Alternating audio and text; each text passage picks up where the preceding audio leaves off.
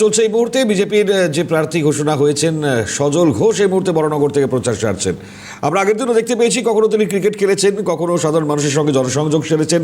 আজকেও প্রবল ব্যস্ত জনসংযোগ সারছেন সজল ঘোষ, বরানগরের বিজেপি প্রার্থী। সরাসরি চলে যাব, আজকে ছবিটা দেখবো দ্বিতীয় দিন প্রচারের। দীপাঞ্জনা আমাদের সঙ্গে রয়েছে। দীপাঞ্জনা, কি ছবি আজকে সকাল সকাল?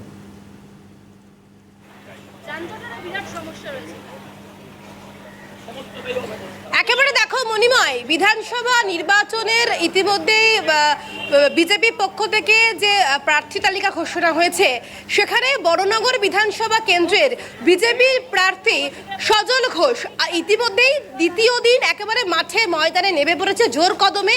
ইতিমধ্যেই সরাসরি আমার চিত্র সাংবাদিক যে ছবি তুলে ধরছে, তুমি দেখতেই পাচ্ছ যে একেবারে এই যে বরানগর বিধানসভা কেন্দ্রে যে সমস্ত অঞ্চলগুলি রয়েছে, সেই সমস্ত অঞ্চলে তিনি একেবারে মাইকিং করে সমস্ত মানুষের সাথে জনসংযোগ করছেন। শুধু তাই নয়, আবাসনের ভেতরে গিয়েও একেবারে 8 থেকে 80 সকলের কাছে গিয়ে কিন্তু তিনি প্রচার সারছেন। যে ছবি ইতিমধ্যেই তুমি দেখতে পাচ্ছ, ইতিমধ্যে আমার চিত্র সাংবাদিক সুরজিৎ প্রামাণিক যে ছবি তুলে ধরছে, একেবারে নাম প্রচার হওয়া পর থেকে কিন্তু একেবারে দ্বিতীয় দিনে একেবারে জোর কদমে মাঠে নেমে পড়েছে।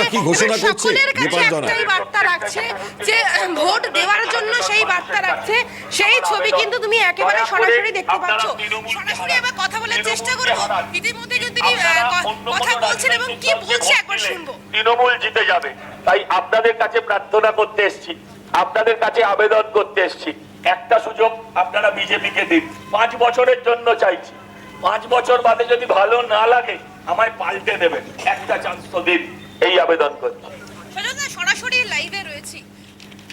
এই ছবি তুমি দেখতে পাচ্ছ, ইতিমধ্যে কিন্তু একেবারে যারা রয়েছেন এই আবাসনের আবাসিকরা তাদের সাথে কথা বলছে এবং আবাসনের আবাসিকরা রীতিমতো কিন্তু সজল ঘোষের সাথেও কিন্তু কথা বলছে। ছবি তুমি দেখতে পাচ্ছ, একেবারে এই এলাকাতে কিন্তু প্রচার সারছে এবং একেবারে জোর কদমে প্রচার সারছে। সরাসরি কথা বলবো, আমরা অবশ্যই কথা বলবো। তার আগে যে ছবি তুমি দেখতে পাচ্ছ, তিনি নিজেও কিন্তু ব্যস্ত সজল ঘোষ, একেবারে প্রথম দিন থেকেই মাঠে নেমে পড়েছে। কারণ বরানগরে এবং আসন্ন বিধানসভা নির্বাচনে তৃণমূলের বিজেপির প্রার্থী সজল ঘোষ, যে ছবি তুমি দেখতে পাচ্ছ, সকলের সাথে কথা বলছে এবং মাইকিং করছে।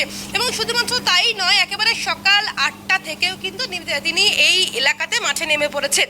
অর্থাৎ সব মিলিয়ে বলা চলে যে তিনি সকলের কাছে এই বার্তাই রাখছেন যে তাকে যেন ভোট দেওয়া হয় এবং তাকে একবার চান্স দেওয়ার জন্য, এবং তিনি মানুষের হয়ে কাজ করবেন এমনই আশ্বাস রাখছেন এই এলাকার মানুষের কাছে।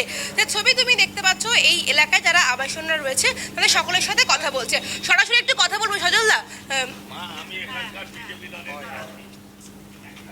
যে ছবি তুমি দেখতে পাচ্ছ, কথা বলার অবশ্যই চেষ্টা করব, তিনিও ব্যস্ত রয়েছেন সেটা তুমি বুঝতেই পারছো মণিমা। কারণ সকলের সাথে কথা বলছেন, প্রচার সারছেন, মানুষের কাছে জনসংযোগ করছেন। কারণ তিনি এর আগেও এই জায়গা থেকেই তিনি দাঁড়িয়েছিলেন এবং তার পাশাপাশি আবারও আসন্ন বিধানসভা নির্বাচনে তিনি দাঁড়িয়েছেন।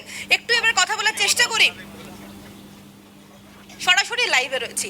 সজল ঘোষ নামটা একেবারে উজ্জ্বল বলাই চলে, কিন্তু পুজো থেকে প্রচার মানুষের কাছে কতটা কাছের হয়ে পৌঁছে যাবেন বলে মনে করছেন? আমি আমার আপ্রাণ প্রচেষ্টা চালাচ্ছি মানুষের কাছে পৌঁছানোর, মানুষের সঙ্গে সরাসরি কথা বলার। ওই জিপের মাথায় উঠে হাত নাড়তে নাড়তে প্রচারে আমি বিশ্বাস করি না। আমি বিশ্বাস করি 1-to-1 প্রচার, যে প্রচার মানুষের মত পরিবর্তন করতে সহযোগিতা করে, তা না হলে কোনো লাভ নেই।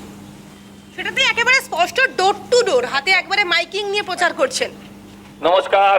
যে ছবি তুমি দেখতে পেলে, সরাসরি মানুষের কাছে পৌঁছে যাচ্ছেন সজল ঘোষ, এমনই বার্তা দিচ্ছেন। তোমাকে ছবিটা আরো একবার দেখাই মণিময়, তুমি দেখতেই পাচ্ছ একেবারে সরাসরি ডোর টু ডোর মানুষের কাছে পৌঁছে যাচ্ছেন, একেবারে মানুষের। বেশ, ডোর টু ডোর প্রচার সারছেন সজল ঘোষ। নজর থাকবে আমাদের। দীপাঞ্জনা, ধন্যবাদ আপাতত।